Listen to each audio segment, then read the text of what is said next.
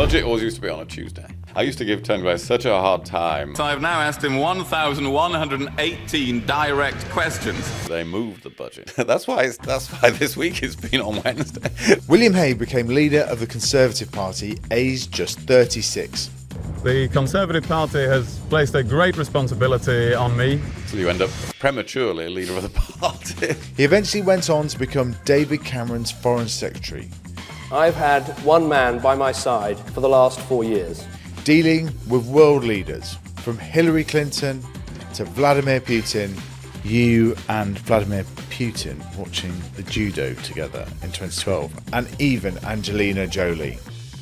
Today, he shares his views on US politics. I understand you got advice from George Bush, and in particular, Harris versus Trump. Tariffs is his favourite word. That is bad news for exports. Russia, Ukraine, and Putin. I'm probably the only person in the Western world who's had a long discussion with Putin about how you take down your opponent. And what the next stage of warfare will be. A world where people believe in conspiracy theories again. And how AI will impact the future of work and education as he goes for another big job as the Chancellor of Oxford University. Instead of in the classroom learning facts, actually it would flip over completely. Make sure you subscribe so we can continue to get bigger and bigger guests. William, welcome to Jimmy's Jobs of the Future. Thank you, great pleasure. Well, we've just been watching the budget. What's your kind of reaction to Rachel Reeves' first budget? Well, what I was looking out for was, is it something that helps the country drive ideas, innovation, technology? Because that is what is going to create wealth and jobs in the future. And there was some of that. You know, there was a reference to £500 million for more life sciences innovation. There's something in there about university spin-outs. But that theme was not at all front and centre. You know, the big stuff, the way that the Chancellor is using all that extra money raised from employers, from businesses, is to invest in infrastructure and so on. But, you know, that doesn't change the growth rate of the economy, or most of it doesn't. So I would have preferred to see a much bigger emphasis on making sure this country is the home is one of the great homes of ideas in the world. And I think that's a missed opportunity when she did have a lot of money to play with in this case. And what's the one thing that government could do to become the home of ideas? Well, of course, you do have to have an attractive tax system. Now, what she's done on capital gains tax and so is not helpful to that, but it might not be disastrous to that because they're smaller than feared. Changes on that front. But the main thing that you have to do is have a critical mass.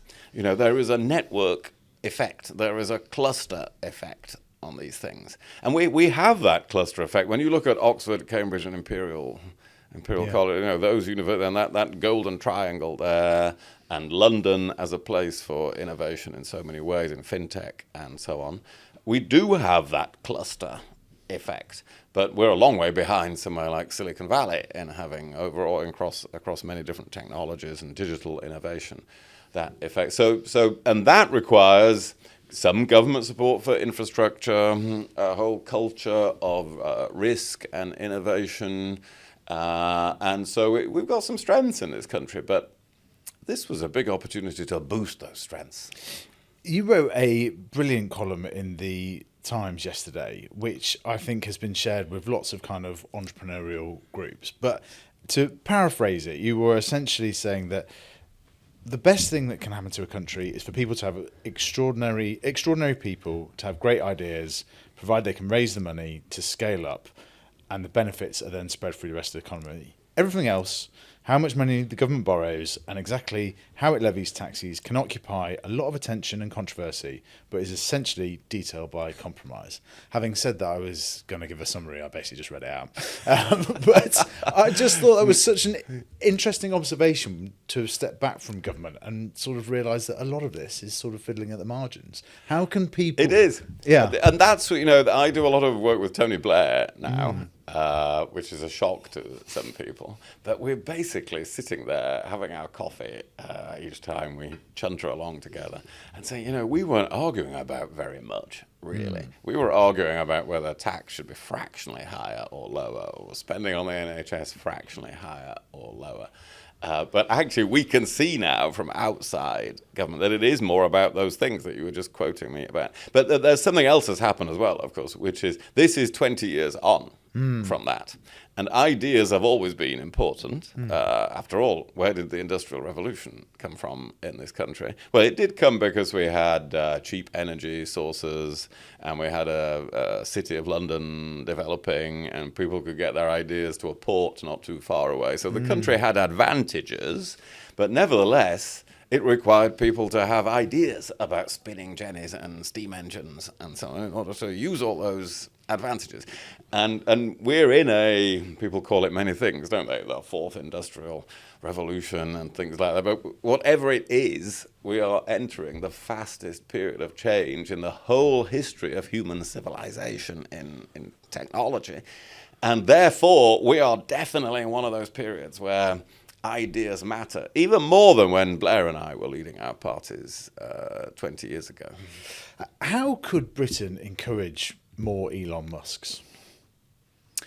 Well, you have to do many things. First of all, you need to encourage them in the universities, and I know we're going to come on to. I hope we're going to come on to discuss Oxford University. But that means don't be afraid of some elite thinking in universities. The universities have got to be up there with the top global standard, which some of ours are in the UK. Then you've got to have the capital that is put behind somebody who's got a brilliant idea. And that we have struggled in because, as we know, an obvious example is DeepMind, some of the really breakthrough work on deep learning that has led to this upsurge in AI in the last couple of years took place in Britain, in DeepMind. But then that, of course, gets bought by Google, and it's still doing very well, but it becomes an American company. And our own stock market has become hollowed out, as you know, particularly because our pension funds, driven by all sorts of regulatory requirements and accounting standards and the fact they're so fragmented, have invested in recent years very conservatively, rather than with a lot of risk capital. Yeah. So, and now Jeremy Hunt was working on that. Hopefully, Rachel Reeves will keep working on that. So you need that you need that capital, and then sometimes you do actually need government intervention to help drive it forward. Now, Elon Musk, you mentioned Elon Musk, he's doing things with SpaceX, which are much bolder and more innovative than NASA did. NASA would probably never have come up with the idea of a booster rocket that can land itself back on its launch pad, right? But he does have the advantage that NASA knows it's in their interests, right? And a lot of government funding in America flows towards innovation in defense, in space. And so we can use procurement much more innovatively. We might as well have the advantages, such as they are, of being out of the EU. And one of those advantages is you don't have to follow EU procurement rules. You can say, well, we're going to have an advanced procurement agency that is focused on where there's an opportunity to support innovation in the UK. The government will buy that if it's things that the government needs. Hey, if you're enjoying this episode, you might want to check out the Good Growth podcast that I host with BGF. Check out the episode with the iconic Brompton Bikes and their CEO, Will Butler Adams. And let's talk about that, because the role of Oxford in this, you talked about universities a lot and so on. You are going for the Chancellorship at Oxford University. What is the job of the Oxford Chancellor? Well, it's easier to say what it isn't. It isn't to run the university, which is the Vice Chancellor, and should be. And there's an excellent Vice Chancellor who does that very well. And it isn't a political position. It is not to be a Labour Chancellor or a Tory Chancellor or anything like that, even though it's been held for long periods by people who've been in politics on one side or the other. It is to be the head of the university. In other words, on ceremonial and important occasions, the Chancellor is at the very top of the university. If a head of state visited the university, they'd be expecting to see the Chancellor. It's that sort of thing.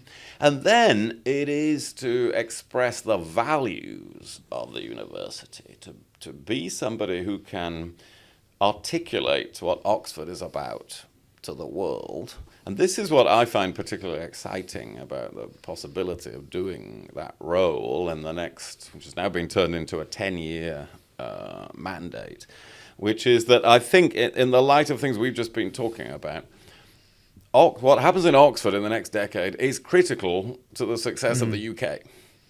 People often think of universities as a bit remote, and they're always asking for money, but don't hear that much about what the university is actually doing for the country. People glimpsed it a bit with Oxford in COVID, because such crucial work on vaccinations was done in Oxford. But they're not necessarily aware of all the many other scientific and technological advances that are now taking place in Oxford and others taking place at other UK universities. So I see part of this role, which gets reinterpreted in each generation, as articulating to country, government, the world, what it is that Oxford is doing, how important that is to the rest of the world, because that helps build the partnerships, the future endowment, and the public understanding that it's really important to have the world's top universities in Britain. It's something that politicians talk about a lot, but would you see as part of your role to explain it more to the rest of the country, what having the world's top universities are? Because that's probably quite an interesting change. I think it would be and I think it's more, again, we're living in such a period of change that is now that's incumbent upon a future Chancellor of the university in a way that it might not have been 20 or 30 years ago. So, for instance, I mentioned vaccines, and Oxford had a big role in the malaria vaccine. That is a game-changing thing in Africa. But there's work going on in Oxford today on quantum encryption, on AI, including mathematical solutions to the problem I'm sure you discussed on your podcast of hallucinations in generative AI. There's work going on replacing types of plastic with biologically sourced materials that will therefore be degradable in the future. There's work going on using, don't ask me to explain it, but it amounts to computing being based on light rather than on silicon, which would be a total transformation of computing. This sort of work, there's a lot of work based in and around Oxford on nuclear fusion that would be the, ultimately the thing that might save the planet.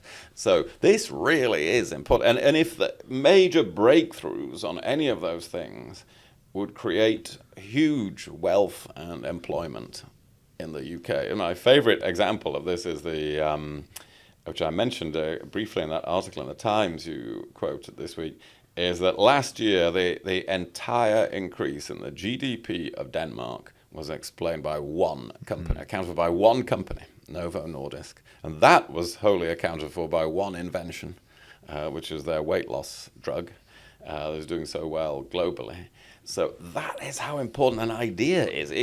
One idea can make a small economy one of the fastest growing on its continent. Yeah, no, it's more. I used to say three biggest challenges the Western world faces: climate change, obesity, and looking after our elderly. And actually, one of those three, arguably, is on the way to now being sorted via one kind of invention, which is like pretty.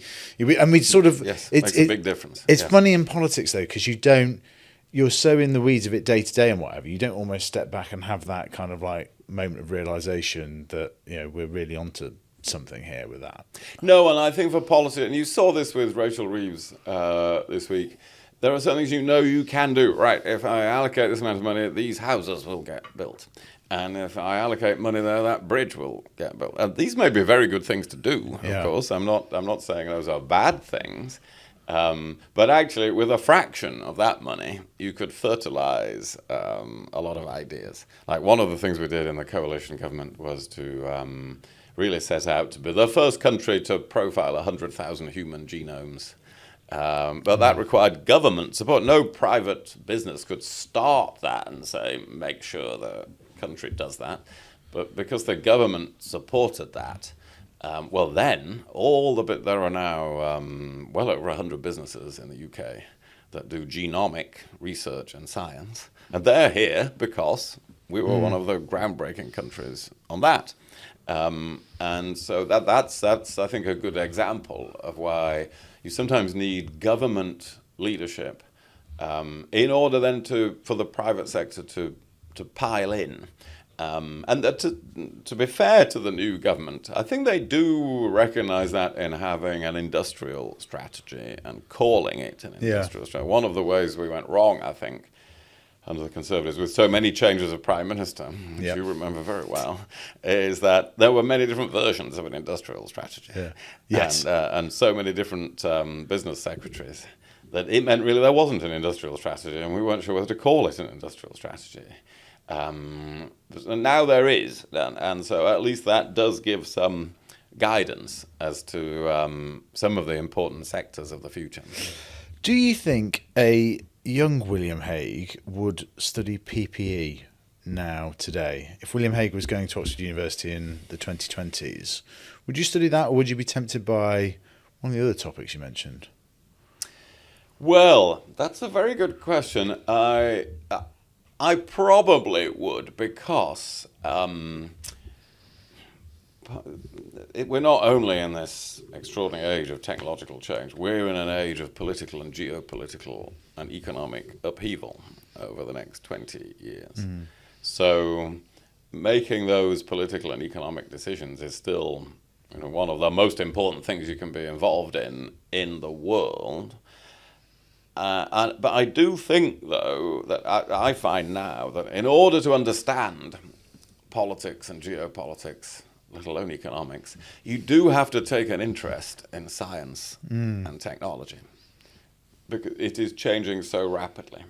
So I think the young William Hague would still do that, but he would be saying to the tutors, shouldn't we be looking at, how can you understand the Middle East today, the Middle East in the last few weeks, and what's just happened to Hezbollah, to whatever we think of the rights and wrongs of it, just the facts of it, that Israel has been able to demolish almost the entire leadership of Hezbollah.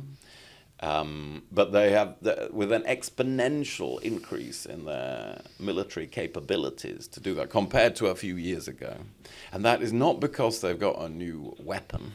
It is because of data analytics and AI and being able to process vast quantities of data, digitally acquired, that just would have been beyond anybody's processing capability the last time they invaded Lebanon. And so that means, you can't understand defense and national security without understanding even what's happened in the last few months in technology. Yeah. So I would study PPE, but I would be demanding, have a placard saying, I want science as well. I want to understand how to do my job if I was, if I was the Foreign Secretary or Defense Secretary of the future.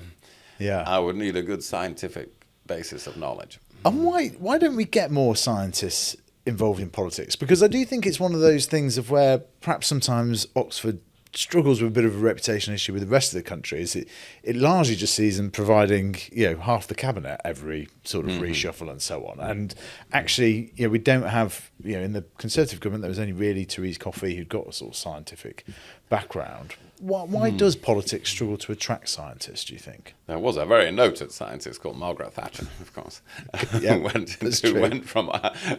was at Oxford and went into politics. So there's a big exception. But in general, you are right. And I think then they're not easily compatible careers. Because scientific research is a very painstaking, requires decades of work and accumulated knowledge, and politics requires the single-mindedness and stamina to go on with it through ups and downs, lose elections, win elections. So there are things you can combine politics with, the law. You can perhaps go in and out of a little bit more business, which I have done. Writing, which I have done, you can go in and out of those things. You probably can't with a scientific career, because if you get 1 year out of date, you're totally out of date for the reasons we were discussing earlier. And so I think those are quite hard to bring together. But part of the answer to that is politicians in government do need scientific expertise, and the civil service really lacks that. So it's not that you have to be a scientist. But you do need enough expertise to understand what the scientist or the technology expert is talking about. I think that's a big challenge now, because I think there are developments in AI in defense, for instance, that I was just mentioning, where most people in the Ministry of Defense would be very lucky to understand how it worked or what its future potential was. Yes. And so one of the things that Tony Blair and I have called for in our reports is even if it's expensive, it is bringing expertise into government. Have you ever stopped and thought what actually happens when you click buy on Amazon? We went behind the scenes at the fulfillment centre to check out all the jobs that are involved in getting that package to you as quickly as possible. This episode was created in partnership with Amazon and our new creative studio, Boxlight. I will definitely come on to that and Tony Blair and AI more in a moment. But I'm glad you brought up Margaret Thatcher, because when I put out a call for questions for this episode, the top rated one actually came from one of your Times colleagues, Richard Tyler at the Times Enterprise Network, saying, and I hadn't realised this, that apparently Margaret Thatcher turned you down as a special advisor aged 21. And I just wondered what your reflections were on that. I wasn't sure whether it was true, but how did you sort of pick yourself up from that? Oh, no, well, there is a nuance to that, actually, which is that I became... Geoffrey Howe, who was Chancellor, wanted to take me on as a special advisor. Just in the run-up to the general election of 1983. And Margaret Thatcher said, well, no, you can't have another special advisor. And but you can have he can become a researcher at the Conservative Central Office and work for you that way. So I'm not sure that counts as being turned down, but it was just a different route.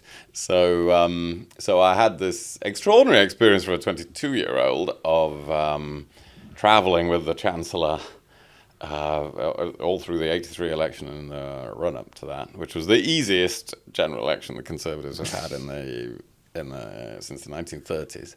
A very educational experience. So yes, it was true. She said, no, you can't have for 4 months. You can't have a 22-year-old as your SPAD, but you can do it another way. Do it another way. Yeah. Well, it is good to hear they were prime ministers and chancellors were arguing about special advisor numbers 50 years ago.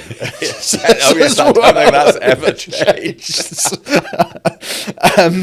And do you think you would? I'm not going to ask you about every stage of your career and whether you do the same again, but I am intrigued by McKinsey and a young lad from Rotherham going to Oxford, etc., but also being aware of McKinsey. And I know it's such a broad place. Would you do the same today? Would that be where you were thinking you'd take your career? And how did you come across McKinsey? Was it just one of the Oxford career fairs? No, I wasn't aware of McKinsey. I actually went to Shell for my first year, right, okay. Which was a much more, well, obviously Shell is one of the biggest companies in the country and the world, and one that everybody's heard of, and I joined their graduate trainee program. But then I realized after a few months that Shell was and is a great company if you want to be the boss of Shell 30 years later.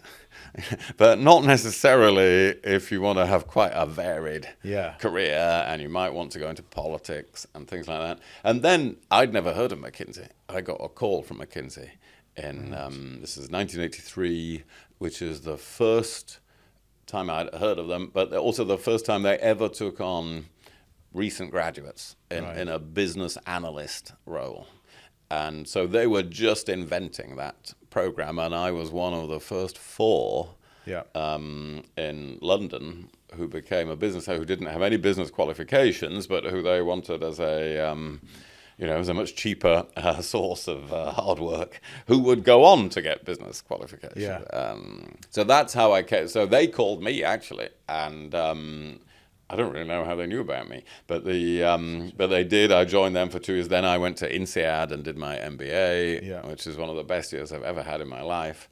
And then went back to McKinsey and had another couple of years there, and I loved McKinsey. I loved that whole life because I worked on so many. I worked in banking and retailing and brewing and the mail order catalog industry. Now there's something that doesn't really it doesn't exist on anything like the same scale. People used to look through these vast catalogs of the pre-internet age. I mean, that was huge. Yeah. And I worked in all those industries just through working with McKinsey. So that was very interesting. That was a big business, a big part of my education in business. So I don't know whether it would be McKinsey if I lived my life again, but it would be to get a training and experience in business before becoming a minister is actually very useful. Absolutely. And on AI specifically, and this series of reports that you've done with Tony Blair on a new national purpose, it'd be very interesting to hear how you find working with Tony Blair, bearing in mind you were opposite the dispatch box so vigorously 20 years ago. But the specific bit that I wanted to kind of detail into there, when you talk about jobs in there, use some of the government's analysis, which says that within 20 years, 30% of the current workforce will be automated. And when I read that, I thought, I think that's a bit of a way off. I think that's government perhaps not being quite as aware, as radical as the changes might be coming up. I mean, I would love your kind of thoughts on that. Just for context on this, like we surveyed people last year with Jimmy's Jobs and Focal data, and 1 in 3 thought that AI might be able to do their job in 5 years' time. And I was like, gosh, that is, and I just think that, part of the whole point of this podcast is I don't necessarily think government and policymakers quite appreciate within 1 or 2 electoral cycles how fundamentally our economy could change. No, I agree with that. And any numbers that we've used in our reports are just numbers that are, to be not controversial, just numbers that are in the public domain that show there's going to be a big change. But of course, nobody knows how big that change is going to be. And nobody knows how much it creates new jobs and how much we will all be working with AI in our existing jobs rather than being completely replaced by AI. And of course, it will be a huge mixture of all of these things. But I agree with you about this is coming faster in the political cycle than people might anticipate, than any of the political parties anticipate, I think. And you can start to see it happening, I think, now in the graduate market, which is slowing down this year, and there may be many different reasons for that, but I think professional firms are just starting to say, well, we're not sure anymore about whether we need 20, maybe 15, because technology is coming in. We're just starting to see that effect. But the effect will be much bigger, I think, in the next few years. And some surveys have said that within a short time, maybe half of jobs in banking, for instance. That's a lot of jobs in the UK. So this is coming really quickly. It's a lot of income tax as well for the Treasury. It is a lot of income. Yeah, it absolutely is. It's coming very quickly, and at minimum, it requires virtually everybody. I suppose not. I'm saying not everybody in a manual job, but actually it will affect a lot of manual jobs, of course. But certainly everybody in professions to work with AI to some extent, to use it as a co-intelligence, in the words of the book by Ethan Mollick, that is I think is very good on this. And it's not that it's often said you won't lose your job to AI, but you will lose your job to somebody else who is using AI, and that's now what we've all got to get with. Yeah. Who else do you read? I'm always interested in people's sources of information. Like you mentioned Ethan Mollick there. Who else do you sort of read that's interesting? I've been very influenced by Mustafa Suleyman and his what I thought was a great book in the last year, because these books get quickly out of date on this subject. But his book, The Coming Wave, published I think about a year ago, was, I thought, that the best, the bringing together yet of all of the issues, because it really showed the great dilemma that is coming in the way that he describes it. If I can describe it correctly, his idea is that this is going to be very, very challenging for states, for governments, because they will either have anarchy on the one hand or have to impose state control over people's lives in many ways on the other hand. Yeah. And actually treading the path between those two things is going to be very, very difficult.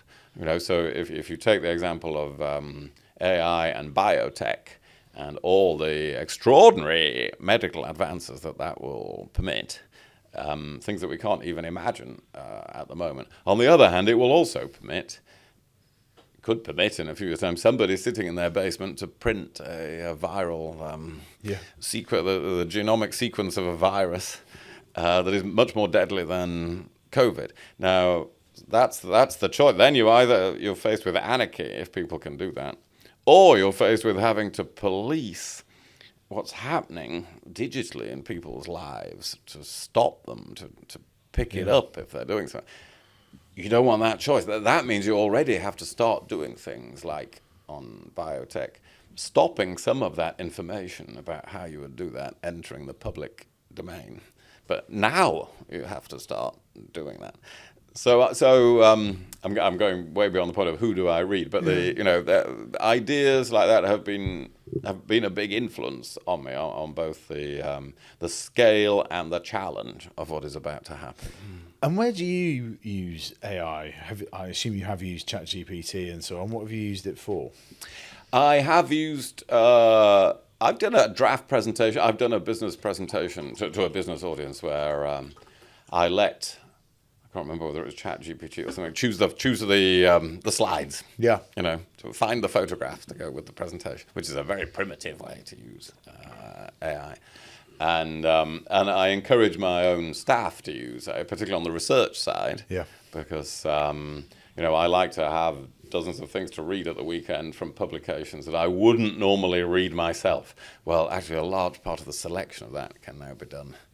So you get pull that. As long as you still I think need a human to check over that and say, well, actually no, this has missed out this subject, and so we're not quite there yet. So I'm only using it in fairly limited ways. I think one of the things that. But that is quite interesting. Widening your sources, though, that's quite an interesting way of doing it, I think. Yes, it can widen sources and it can help with creativity more than accuracy. In some cases, and of course, people are rightly saying, "Well, this hallucinates. This can tell me something totally untrue." Interestingly, somebody had ChatGPT write the introduction for me when I was giving a speech recently. Yeah, sort of 5 interesting facts about William Hague, 5 that you never knew, and it just let the AI do that, and 9 of those things were spot on. The other one was a complete misunderstanding. That he loves trekking in the Himalayas, and I do like hill walking in the dales of Yorkshire, but somehow the AI decided to embellish this with Himalayas and the Andes and so on. So you can see what the... Not that Margaret Thatcher turned you down to be a special advisor, as my desk research clearly let me down on. Well, you see there, you don't actually get the whole story. But nevertheless, you get the point that is made in the book on the Ethan Mollick book is perhaps the greatest advantage at the moment of AI is to help with creativity. Yeah. Now, I write my Times column every Monday morning. I write the Times column, so it goes fresh out on it goes online on Monday evening and in Tuesday's newspaper. And I'm very disciplined about it. But he points out that if you've got writer's block, if you're halfway through your cut and you can't decide what to say now, you can just now ask for 10 ideas as to how you get writing again. And I haven't done that, but you can see how, in a creative way, and not everybody will have realized yet, there's that creativity that you don't have to use these 10 ideas that it's come up with, but it is giving you ideas that your brain will then think, oh, I've got an 11th idea. Yeah. So that is co-intelligence. Yeah. And I think that sort of use is going to come very quickly now. And how do you think universities will have to adapt what they're teaching on this?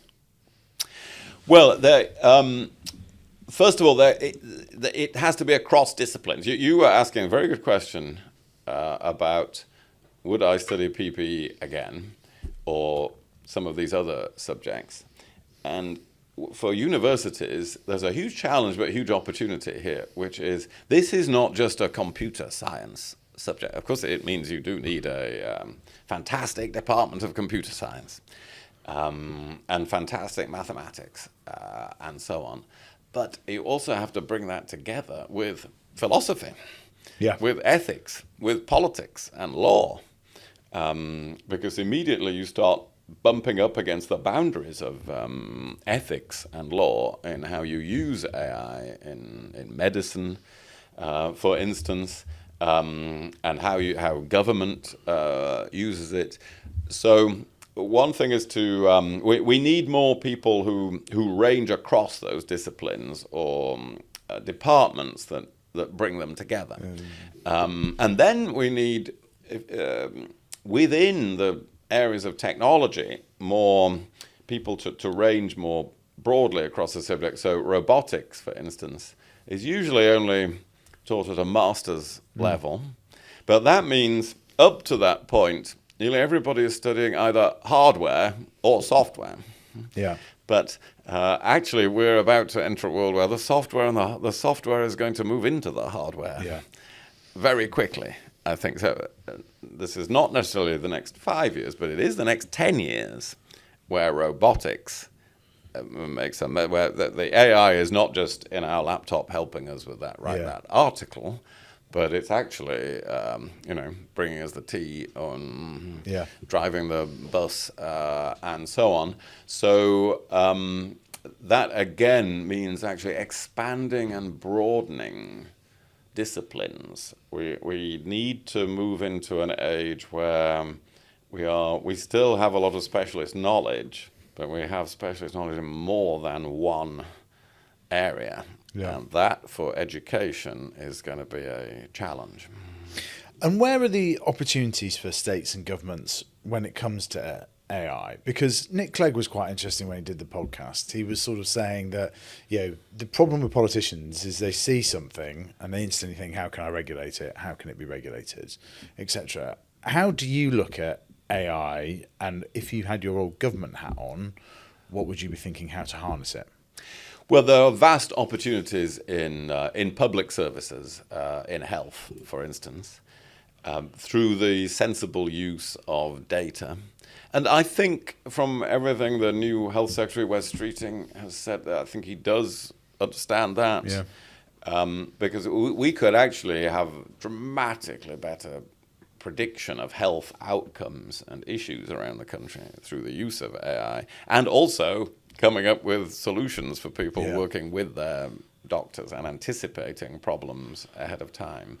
But you do have to have good quality data for that. So there's a huge opportunity there is in education. If we managed to transform education, it's perhaps a case, and this has been in some of the books that we've mentioned and I've read of, education might flip round from a school's point of view, where instead of in the classroom learning facts and acquiring knowledge and then going home to do your homework to think about how to use it, actually it would flip over completely. You would actually learn the facts and the knowledge outside the classroom from the AI, and then you would come to school to discuss, to make sure you've actually understood it. Yeah. And the AI isn't just doing your work for you. Yeah. So there are major opportunities and a huge opportunity to, here's an old phrase, to level up if we do it correctly. Yeah. Because there have been quite a few studies so far that show that the greatest gains in performance are from the lowest performers in whatever it may be, academically or productivity at work. And that actually the assistance of AI can raise that more than for the existing highest performers. Now there we have, so that could be the first technological breakthrough of recent times that actually helps people at the lower end of the income scale. So there are all those opportunities, but there's also all the dangers that new technology is adopted more rapidly by organized crime and rogue states than anybody else. And so a free society absolutely has to stay ahead on all these things for its own security. Otherwise, we will find that it's a terrorist who has worked out how to bring AI together with biotech, or it's North Korea that has worked out how to do something similar. And what is the biggest threat to the UK, do you think? We could have a long list of threats to the UK. The whole strategic situation in Europe is a threat to the UK. The Ukraine war, because if that ends on bad terms for the Ukrainians, that's really serious for Europe, for its economy, for the level of defense spending, and Britain. Although we've left the EU, we are very much geographically part of Europe and part of that, of experiencing that problem if it happens. So that is a major threat. And then it is the proliferation. It is that coming wave problem, the proliferation of science in ways that are into technologies that are highly destructive. This could be nuclear proliferation, which at the moment we don't have sufficient global treaties to control. It could be the arrival of weapons in space in the future. And above all, it's biology. It does seem that after a couple of hundred years since the Industrial Revolution, where physics and chemistry have transformed human life, we're now entering the age of biology. And that will allow people to live much longer, and will allow us to cure diseases that we've not been able to cure ever before in history. We will move on to taking our medicines ahead of getting ill rather than waiting to get ill. The people who think it would be so backward in the 2020s, you waited to get ill before you took medicine for it. We will move on so much in all of that in biology, but the threat from future pandemics and from those being deliberately engineered and coming out of laboratories either accidentally or deliberately, that is perhaps the biggest threat of all. Though the greatest waves of fatalities in human history have all been due to disease rather than to conflict. And also the battle of the mind you wrote about a couple of weeks ago in the Times as well, which was a fascinating sort of, a new space of warfare. Cognitive warfare, yes. Which is beyond information warfare. People sometimes confuse this and say, well, that's information. That's giving us duff information, and that's easier to do now in the social media world and a world where people believe in conspiracy theories again. But it's always been propaganda in war has always been a feature of warfare. However, this is now something beyond that, cognitive warfare, which is the intention of an adversary to change the way you think, not just to give you a misleading piece of information, but over a long period to render you less able to look after yourself, more likely to surrender your best interests. And that is taking place, and there is actually in the chain, the PLA, in the Chinese armed forces, Yeah. there are academic concepts of cognitive warfare, of how to change the way an adversary thinks about themselves and their place in the world. And that, for us in the West, that is we haven't really caught on to that concept or understood that we might be the targets of Yeah. it. How can we guard against it? Because it is one of those things that could happen without realizing. Well, I mean, you have to have a very high regard for truth. And that does, in my view, while I'm not on the, you've been talking to Nick Clegg about don't have excessive regulation. However, sometimes when some things have got going for a few years, you can see they do need some regulation, including Facebook, actually, because I think it's going to be important to have accountability in algorithms and to say we really value free speech, which is of fundamental importance, including in our universities. But it's free speech for humans. It's not for bots. Yeah. And so if you've got Russian bots churning out, in effect, cognitive warfare, trying to divide us from each other, trying to divide Americans from each other and to exacerbate their divisions, well, actually, that should all be removed. If bots are going to be so busy, and of course there are going to be AI bots helping us with all sorts of services, you should always know when you're talking to a human or when you're talking to a machine. And I think that may have to become a fundamental principle of the future world. Otherwise, we are going to find our political opinions and our opinions about each other are being very heavily influenced by machines. And that is a very disturbing thought.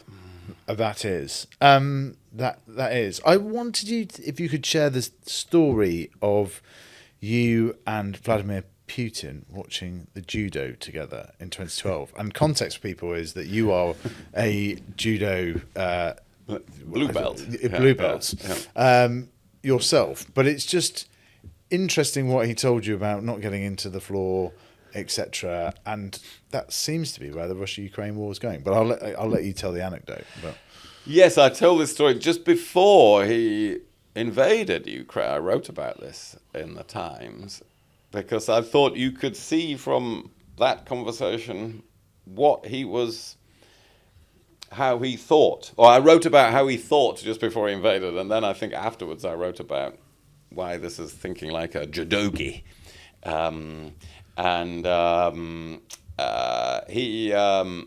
He thinks in martial arts terms of finding someone off their balance and sweeping their feet from under them.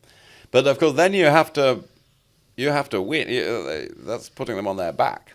Yeah. And you win outright. That's ippon in judo. 10 points, finished. But if that doesn't work, you end up wrestling on the ground in what in judo they call groundwork. Yeah. And then, of course, sometimes the balance of advantage is different between the players. If wrestling on the ground compared to trying to knock each other over, people have different strengths and weaknesses. And so he sat with me at the judo at the London Olympics in 2012, just going over all of this, and we were having a long discussion about, good ippon, he's taken him by surprise. And I'm probably the only person in the Western world who's had a long discussion with Putin about how you take down your opponent. Yeah. And but he kept saying, it can be very dangerous to get into the groundwork, or words to that effect. And of course, what happened when he invaded Ukraine was he thought he was going to have this immediate ippon knockout. It would all be over in a few days. Well, as we all know, that isn't at all what happened. 2.5 years later, in a tragedy for all the hundreds of thousands of people who lost their lives, and for the country of Ukraine, they're still wrestling on the ground. Yeah. We mustn't underestimate that he might be getting exhausted. Clearly, this is a massive strain on Ukraine and its people. But when the Russians are bringing North Korean troops, that is one of the signs that they're finding it harder and harder to find Russian troops. So I really hope in the presidential election in America, that of course is imminent, that we're not going to end up with a president who cuts the ground from under the Ukrainians' feet, when if the West persisted for longer in supporting Ukraine, it would be Russia that became exhausted on the ground. How do you think the presidential election will impact it? I mean, it's an amazing 10 days in British politics. We're talking to you after the sort of Reeves budget, election of a Tory leader, and the US presidential elections. There's so much to cover. But how do you think the US presidential election could change the situation in Russia? Because we're going to end up with a new president. Well, it could. This is one of the. It seems to be one of the most consequential elections of our lifetime. And let's face it, most of the time, elections in stable democratic countries don't make that much difference to people's lives, and certainly don't make that much difference to financial markets, actually, which are usually just take an election in their stride. But this one is different in that Trump has a clearly different foreign policy and a very different trade policy. That's a whole other subject. But since he says tariffs is his favorite word, that is bad news for exporters, you know. And if you're in the automotive sector in Europe, including the UK, that's bad news, because that means he doesn't want exports. He wants to force those things to be made in America. And so he doesn't want imports into America. But it would be very bad news on Ukraine. It's not clear what his policy is in practice, but even the lack of clarity, of course, is very damaging. Yeah. Because if you've got lack of clarity, well, that is an incentive to the Russians to keep going, to Putin to keep going. And it could lead to a very confused diplomatic and military picture. Trump seems to have the idea of telling both sides to stop fighting, you know, more or less where they are. Yeah. One of the reasons I think the Ukrainians have invaded a part of Russia itself in the Kursk region is as a hedge against that possible demand from a future President Trump. But what would happen if the war ended where they are now is not only a terrible injustice to Ukraine, but also it would just store up the next war. Yeah. Unless Ukraine has security guarantees or can join NATO in the future, then if the war ends on unsatisfactory terms, Putin will come back for the rest in a couple of years. And that takes you back to, that's an immense strategic problem and financial drain on Europe, including the UK, if that happens. So I am very concerned about the possible consequences of Trump being elected. We have also done that default thing that I think is a bit of a problem, is that we default to talking about Trump presidency and not how a Harris presidency might change it as well. And yes. I'd be curious in your thoughts on that as well, because it really does seem it's going to be 50-50.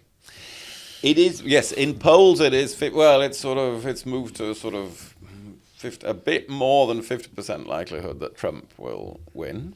But of course, we don't know. Polls have not been good in America at predicting such a close race in the last couple of occasions. And polls are actually getting harder, as we saw in this country, where nobody really noticed or cared that the polls were highly inaccurate in our general election, because they were everybody knew there'd be a big Labour victory. But had it been a closer election, their percentages were way out. So we can't rely on polls. We don't know who's going to win. You're quite right. Of course, Kamala Harris could win. I hope she does win. And that is more continuity. You have to assume on the whole continuity. Yeah. And in fact, from her answer, that probably was not wise to a question in the last couple of weeks when asked what she would have done differently from President Biden. She said she couldn't think of anything, which is not the greatest answer when you're running for your own mandate. Nevertheless, that does indicate that in terms of foreign policy and economic policy, she's very much on the same page as the current administration.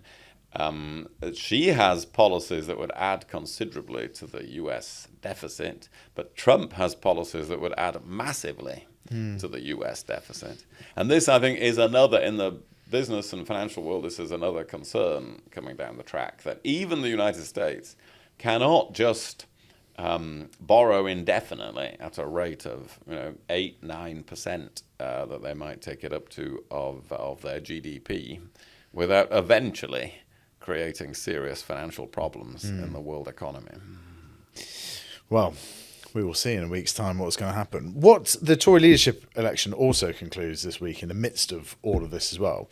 Now, I re-listened to your Desert Island Discs from December 2001. Oh, you have done excruciating research here.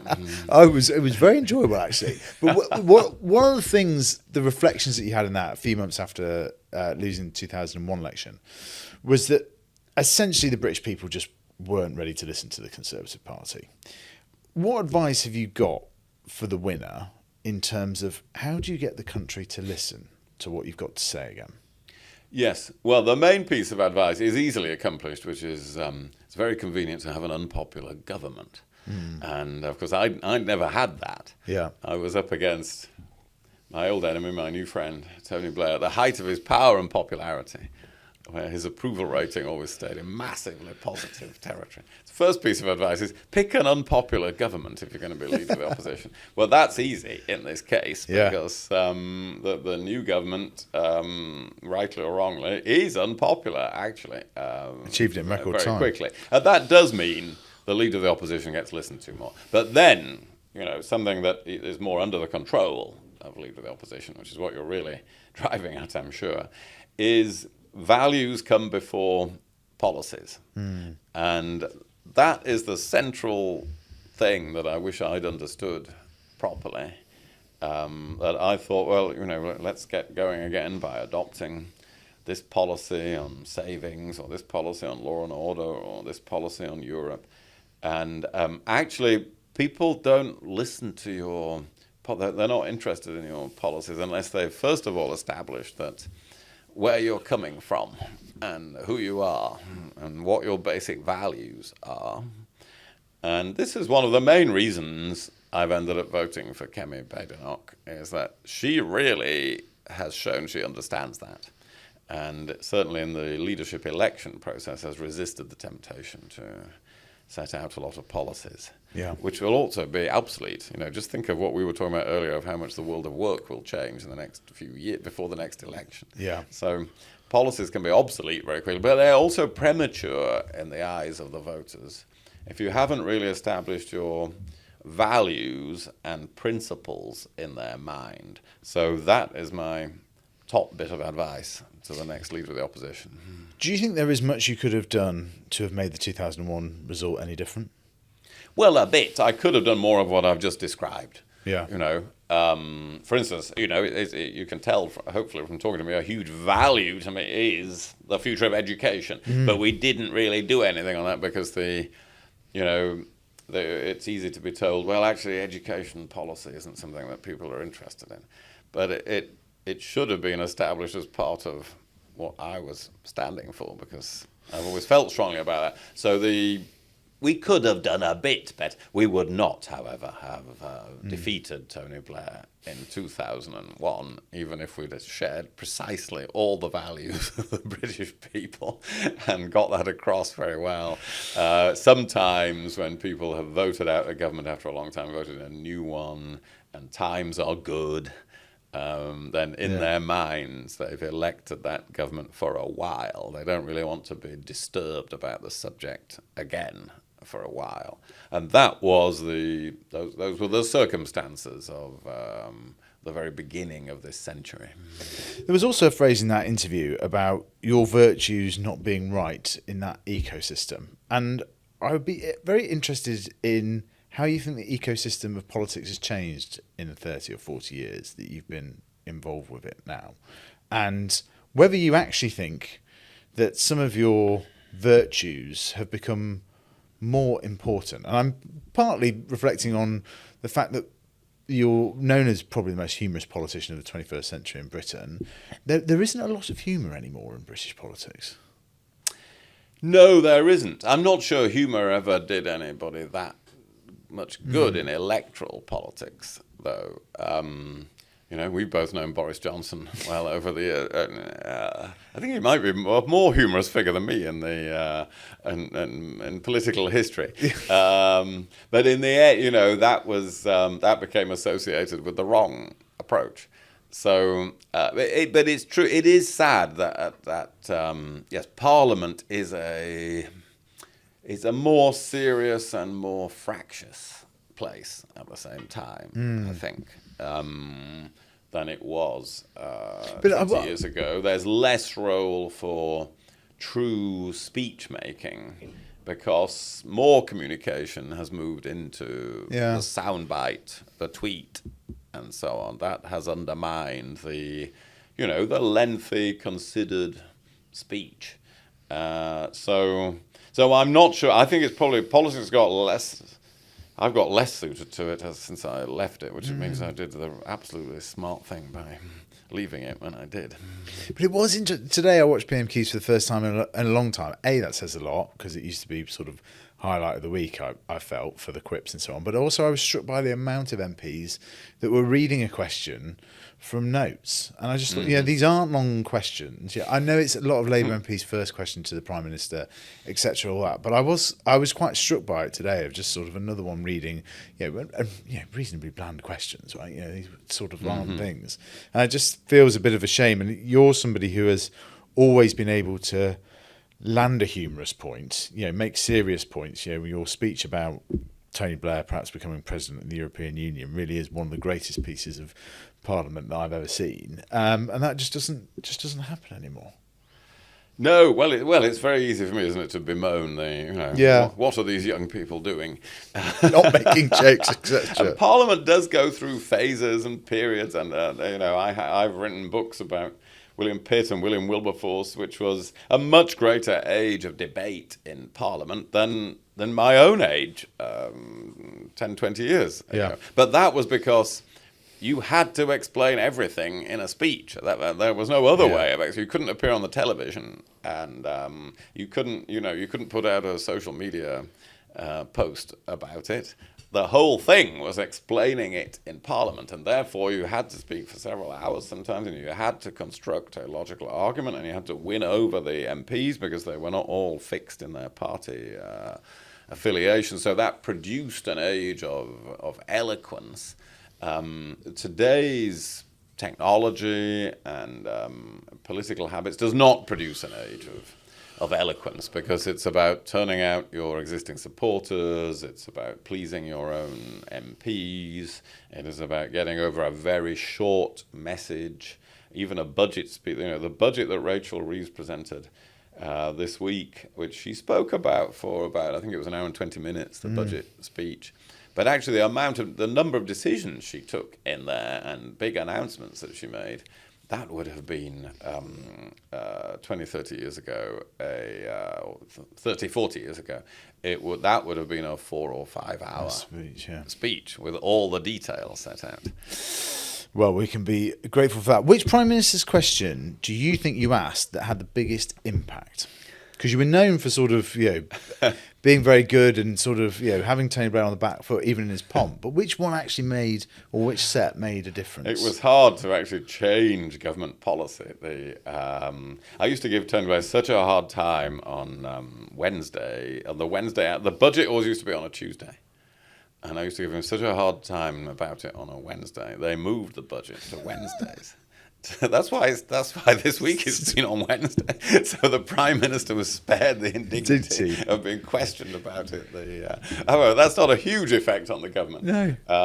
No, I once asked him whether I thought I was going to catch him out by saying, because he and Gordon Brown have been disagreeing about joining the Euro, and they had some sort of commitment about deciding early on in the next Parliament, and I asked him, does early in the next Parliament mean in the first half of the next Parliament? Because then he'd either have to announce that they were going to decide about the Euro in the first half of the next Parliament, or he'd have to deny that something was early in a period was in the first half of it. And he actually just said yes. And, the government policy changed on how they were going to approach the Euro and when they were going to think about joining it or not. So sometimes you can do that, but I wouldn't say that. And I sometimes ridiculed some policies that were clearly crazy, that they just dropped them. You know, there was one 24-hour period where they were going to march young offenders to ATMs and, you know, fine them and take the cash on the spot. And I asked her, whose idea was this? That's never going to be practical. And because he didn't want to answer that, and they just forgot the whole thing. That policy just got dropped immediately. So I'm starting to think of things where we made a difference, but I was up against, the massed ranks of 400 Labour MPs, as is the case today. So you don't really get to change the government's policy much in those circumstances. Brilliant. We've just got a few career-related quickfires for you, and then we'll let you get you on your way. If you could have held one other cabinet job, which would it have been?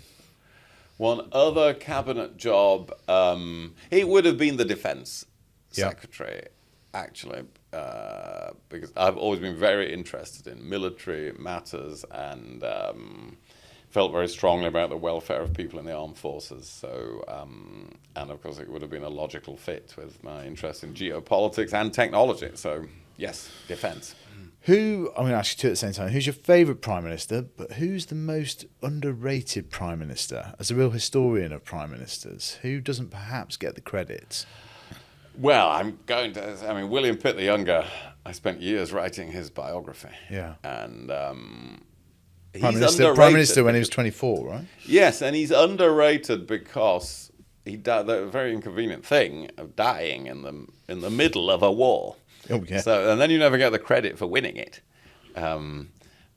Churchill and Lloyd George would not be such figures in our history if they hadn't been alive at the end of the First World Wars. And Pitt died in 1806, having struggled against Napoleon for so long. But he was closely involved in many of the crucial military decisions about the Navy in particular that led to the Battle of Trafalgar and so on. So one of the reasons I wrote the book was that I thought he was an underrated figure in our history, that people had just heard about him on Blackadder, where Rowan Atkinson is, who are you then? Pitt the Elder, Pitt the Younger, or Pitt the Embryo? And he's shown trying to read his Latin vocabulary while being Prime Minister. And, slightly ridiculous figure. And actually, he was a towering figure in our history who invented our currency and invented a lot of our taxation and was really the first modern prime minister in terms of how he ran the government and used the power of the treasury to control the rest of the government. So, yes, he's an underrated figure. What about US presidents from history? Who doesn't perhaps get the recognition they deserve? Who doesn't get the recognition? Well, they get a lot of recognition. American presidents. Let me pick. Well, Harry Truman, actually, because he was an accidental president, really. When Roosevelt died, he made many of the big decisions about the post-war world.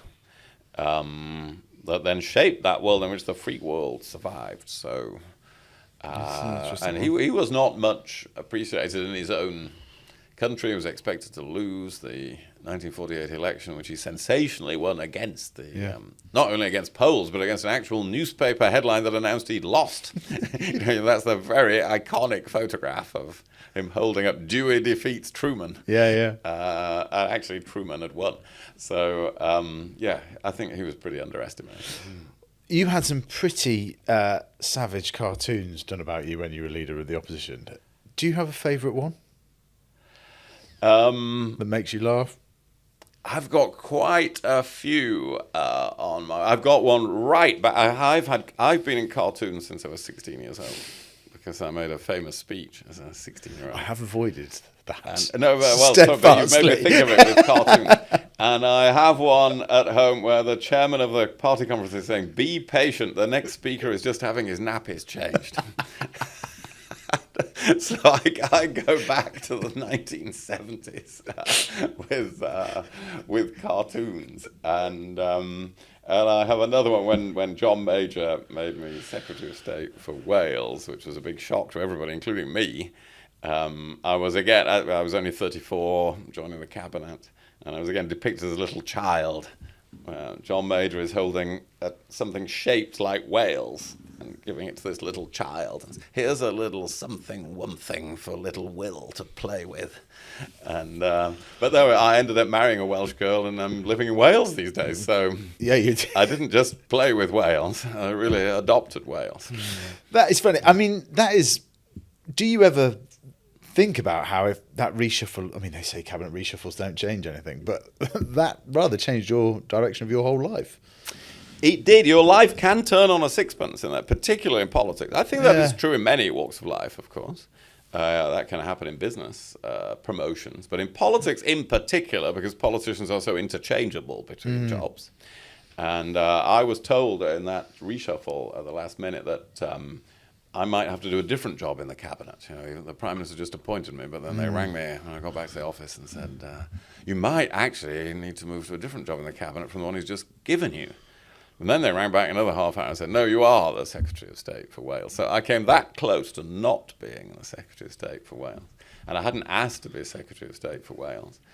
But yes, that changed my life. But I think the lesson from that in life is that doors open unexpectedly, and you should walk through them. You know, you should not try to plan life too precisely, because there will be doors that you never knew were there that open, and usually the best thing is to walk through them and see what's there and make the best of that situation. On that, you stood down in 2015. You went out at a high point. Most political careers end in failure. Yours did not. Does the mind ever wander about if you'd stuck around with all the chaos that then ensued over the next decade, whether you would have ended up becoming Prime Minister, even only as an interim period? It doesn't. I suppose I've sometimes wondered what would have happened if I'd stayed around, but I was so determined not to stay around that I haven't really. I don't regret in any way. I really am very pleased that I left when I did. I'd had 26 years in Parliament, done a lot of senior roles, and I've really enjoyed what I've been doing since I left government, and things that I hope to go on and do. So I haven't really played that game, and personally I'm not really one who goes back over things and regrets them, because I do have that attitude I was just talking about. Yeah. You go through that door because it opened, and well, you don't go through that one because it's closed and you're not going to bang your head against it. And actually, that's better than, you know, spending all your life wishing you'd done a particular thing. I understand you got advice from George Bush when you were the Tory leader. What was that like, receiving advice from the US president? Yes, I did get to know him and went to visit him when he was governor of Texas, just before he was running for president of the United States, and always got on very well with him. You know, I used to have this close relationship with the Republican leadership in America, which I certainly don't have today with Trump. Trump is a very, very different thing from George Bush, senior or junior. I can't remember exactly what advice he gave, but he was very. It did underline how different American politics is. I went to discuss with him compassionate conservatism. That was one of his themes. But this included, in his case, the number of people in Texas who've been subject to the death penalty, and you know, that was, to a British Conservative, that wasn't necessarily part of compassion, but this all became part of the conversation. So I was thinking, yeah, American politics is a bit different from British politics, and you can certainly see that today. I'll let you take these questions in the order that you so choose.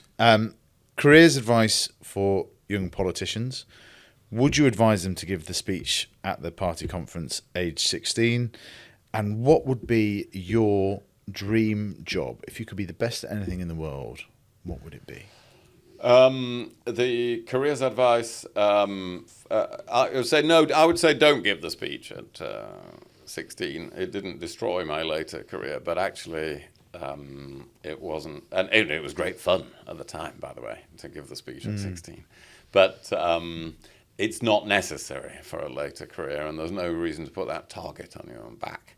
So no, I wouldn't give that. Careers advice is actually it is what we've just been talking about. Things will come up if you just show up and work. Politics is, in that sense, like so many walks of life, that if you show up and work hard and are open-minded about what you do, rather than arrive with a preconceived opinion about what you're going to do, people will say, well, there's a very useful person.